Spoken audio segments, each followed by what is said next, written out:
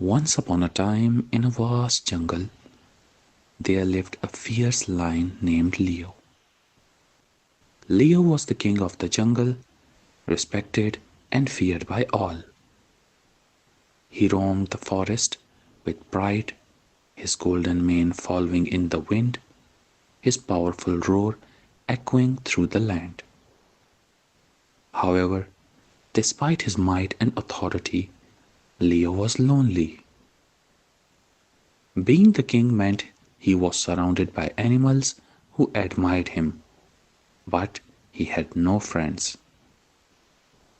One evening, Leo was strolling near the edge of the forest when he heard a faint whimpering sound. Curious, he followed the noise until he found a small, scruffy dog with brown fur, who was lying injured under a tree. The dog had wandered too far from the village nearby, and a thorn had pricked his paw. Seeing Leo, the dog trembled, fearing the worst. "Please, please, please, don't hurt me," he pleaded softly. Leo looked down at the frightened dog and felt a twinge of pity. Despite his reputation, Leo's heart softened, seeing the little creature in pain. "Don't worry," Leo said gently. "I won't hurt you. What happened to you?" The dog explained how he had strayed too far while exploring and how the thorn in his paw prevented him from walking back home. Leo, showing unexpected kindness, carefully removed the thorn from the dog's paw with his powerful jaws. The dog winced in pain but felt relief when the thorn was finally gone. "Thank you so much," the dog said gratefully, his eyes shining with gratitude. "My name is Max, by the way."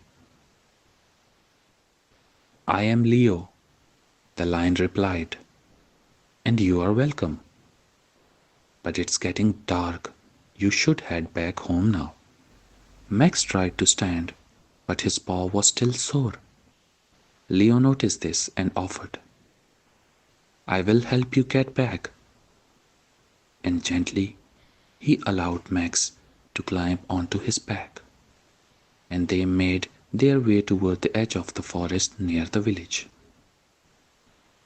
On their way back, Max began to tell Leo stories of his life in the village, how he loved chasing butterflies, the delicious treats his humans gave him, and his playful antics. Leo listened, amused by Max's tales. For the first time, Leo felt the joy of having someone to talk to without fear or formality. After Max safely returned to his village, he promised to visit Leo in the forest to repay his kindness. True to his word, Max began visiting Leo every day. They would walk through the jungle together, exploring hidden corners, sharing stories, and learning about each other's worlds. Leo showed Max the secrets of the forest, while Max taught Leo about loyalty and humor. Their friendship grew, breaking the stereotypes of a kingly lion and a humble dog. One day, a severe drought struck the jungle, and the animals struggled to find food and water. Leo, as the king, did his best to ensure every creature found what they needed. But even he was growing weak and hungry. Seeing his friends struggle, Max thought of a way to help. He returned to the village and began gathering food scraps from the humans, quietly sneaking them to the forest for Leo. "You are a true friend, Max," Leo said one evening after a meal. "Even when everyone feared me, you stayed by my side." Max simply wagged his tail. You helped me when I needed it. Real friends stick together through thick and thin. As the days went by, their friendship became legendary. The other animals, inspired by their bond, began to understand the meaning of friendship beyond appearances and differences. The jungle grew more united, all because of a lion and a dog who showed that love and kindness can bridge any gap. One night, as Leo and Max lay under the stars, exhausted from a day of adventure, Max yawned and looked at his friend. Leo, it's getting late. We should get some sleep. Leo nodded, smiling.